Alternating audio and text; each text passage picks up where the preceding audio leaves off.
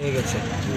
রামের প্রতিষ্ঠার পর, রামের প্রাণ প্রতিষ্ঠার পর সমস্ত ভারতবর্ষ চাইছে যে আগামী দিন এই ভারতবর্ষ একটা রামের বিচারধারায় চলুক।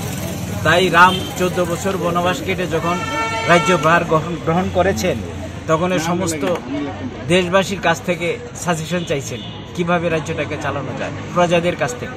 ঠিক আমাদের মোদিজিও তাই চাইছেন যে সমস্ত ভারতবাসী আমাদেরকে একটা সাজেশন দাও যে কিভাবে আমরা ভারতটাকে এগিয়ে নিয়ে যাওয়া যায়, এক ভারত শ্রেষ্ঠ ভারতের পথে এগিয়ে যেতে পারে।